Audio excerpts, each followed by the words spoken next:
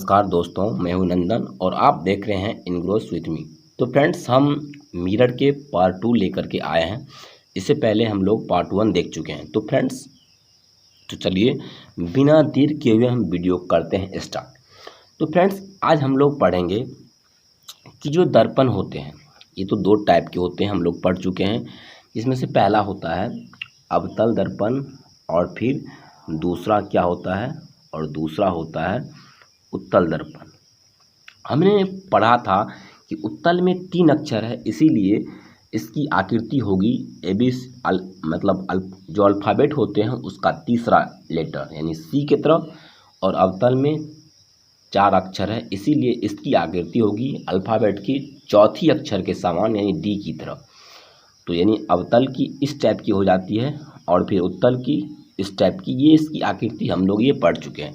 तो चलिए फ्रेंड्स, हम नेक्स्ट देख लेते हैं।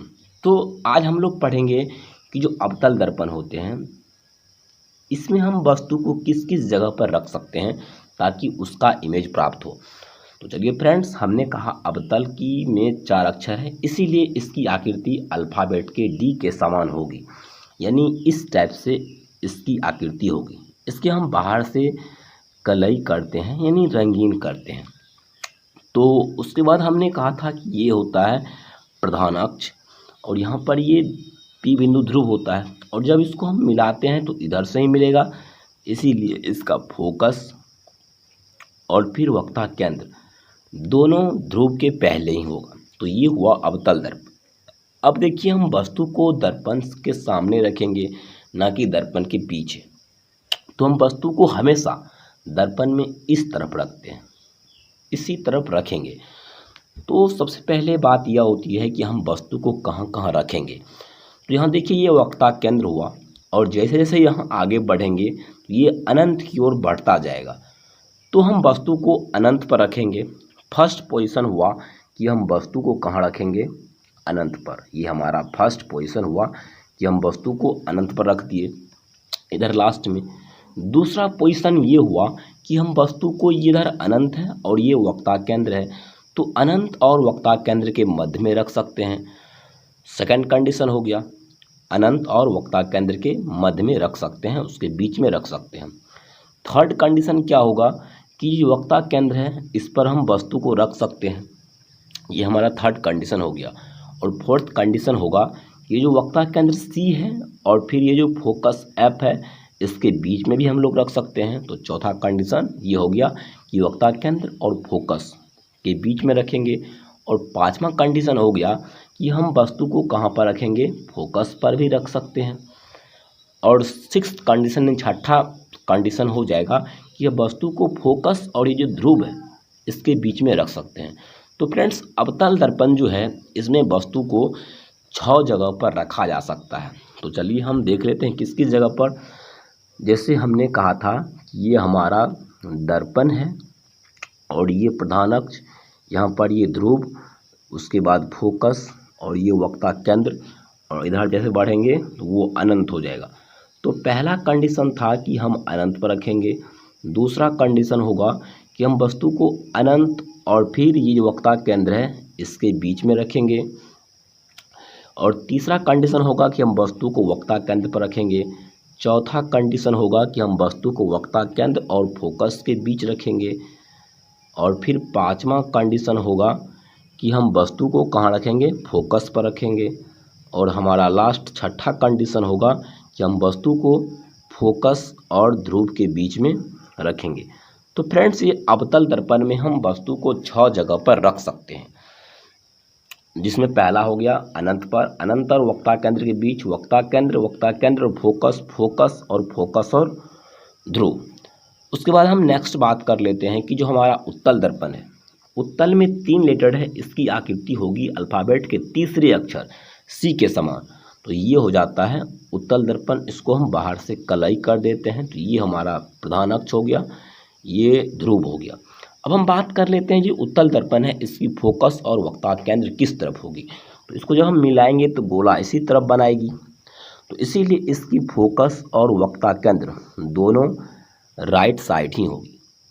हम चूँकि वस्तु को इधर इस साइड रखते हैं, लेफ्ट साइड रखते हैं, दर्पण के पहले रखते हैं, तो इसमें दो कंडीशन, ये ध्रुव हो गया और इधर जैसे बढ़ेंगे तो वो अनंत की ओर जाएगी। तो पहला कंडीशन क्या होगा कि इसमें हम वस्तु को अनंत पर रख सकते हैं, और सेकंड कंडीशन होगा कि अनंत और ध्रुव के बीच में रख सकते हैं, यानी अनंत और ध्रुव के बीच में हम वस्तु को रख सकते हैं। तो उत्तल दर्पण में केवल दो ही जगह पर वस्तु को रखा जा सकता है, जिसमें पहला होता है अनंत पर और फिर दूसरा क्या होता है, अनंत और ध्रुव के बीच में। तो ये हुआ हम वस्तु को किस किस जगह पर रख सकते हैं। अब हम बात करेंगे जो अवतल दर्पण होते हैं। जो अवतल दर्पण होते हैं कैसा, डी के समान, उसमें हम वस्तु को कहाँ रखेंगे, उसका इमेज कहाँ प्राप्त होगा। तो मान लीजिए ये हमारा अवतल दर्पण है, इसको हम कलई कर दिए हैं, और ये हमारा ध्रुव है, ये फोकस और ये वक्ता केंद्र। जब हम वस्तु को, सबसे पहले हम ट्रिक देख लेते हैं, उसके बाद हम डायग्राम को पढ़ेंगे कि जो प्रकाश की किरण अनंत से आती है वो दर्पण पे परावर्तित होकर के किस ओर मुड़ती है, उसको हम लोग देखेंगे बाद में। सबसे पहले हम लोग डायरेक्ट ट्रिक की ओर जाते हैं कि आखिर ट्रिक इमेज कैसे बनता है। तो जैसे अवतल दर्पण में हम देखते हैं, तो सबसे पहले अगर हम अवतल दर्पण की बात करेंगे तो पहला हमने कहा था कि हम वस्तु को अनंत पर रख रहे हैं, और आपको ओनली एक ट्रिक याद रखना है, अगर अनंत रहे तो आपको चेंज कर देना है फोकस में, और फोकस रहे तो आपको चेंज कर देना है अनंत में। ओनली आपको यही चीज़ याद रखना है कि जहाँ अनंत रहे उसको आप बदल करके फोकस कर दीजिए, और जहाँ फोकस रहे उसको बदल के आप अनंत कर दीजिए। तो हमने कहा कि पहला कंडीशन, हमने वस्तु को कहाँ रखा है, अनंत पर रखा है। अनंत पर रखा है तो इसका इमेज कहाँ पर बनेगा, फोकस पर। क्यों? क्योंकि हमने कहा है कि जहाँ पर अनंत है उसको फोकस कर दीजिए और फोकस को अनंत में कन्वर्ट कर दीजिए। तो पहला कंडीशन, हम वस्तु को रखेंगे अनंत पर तो उसका इमेज कहाँ बनेगा, फोकस पर।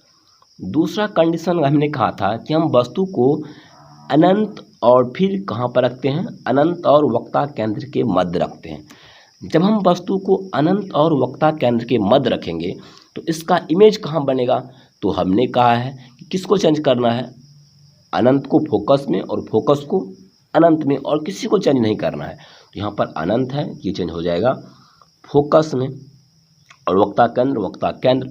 जब हम वस्तु को अनंत और वक्ता केंद्र के मध्य रखते हैं तो उसका इमेज कहाँ बनता है, फोकस और वक्ता केंद्र के मध्य बनेगा, क्योंकि हमको अनंत को चेंज करना है फोकस में और फोकस को चेंज करना है अनंत में। तो ये हमारी थर्ड कंडीशन, सेकंड कंडीशन थी।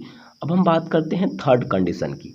तो थर्ड कंडीशन हमने कहा था कि हम वस्तु को रखेंगे वक्ता केंद्र पर।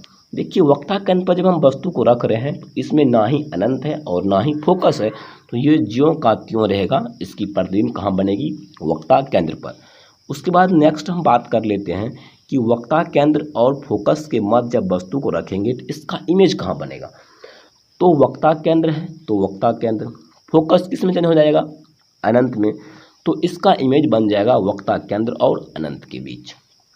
उसके बाद नेक्स्ट कंडीशन है कि जब हम वस्तु को रखते हैं फोकस पर तो इसका इमेज कहाँ बनेगा। हमने कहा कि आपको फोकस को किस में चेंज करना है, अनंत में, और अनंत को फोकस में।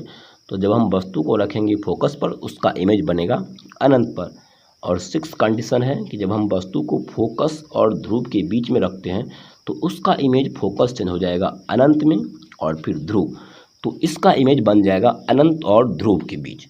तो फ्रेंड्स आज के लिए बस यही तक। हम लोग नेक्स्ट पार्ट यानी पार्ट थर्ड में देखेंगे कि उत्तल दर्पण में वस्तु को जब रखते हैं तो उसका इमेज कहाँ बनता है। यदि ये वीडियो अच्छी लगी तो इस वीडियो को लाइक शेयर करें और हमारे यूट्यूब चैनल इनग्रोसिंग पॉइंट को सब्सक्राइब जरूर करें, ताकि हम जो भी वीडियो अपलोड करेंगे उसकी नोटिफिकेशन सबसे पहले आपको मिले। इससे पहले हम लोग पार्ट 1 देख चुके हैं, उसे जा करके जरूर देखें। धन्यवाद। जय हिंद, जय भारत।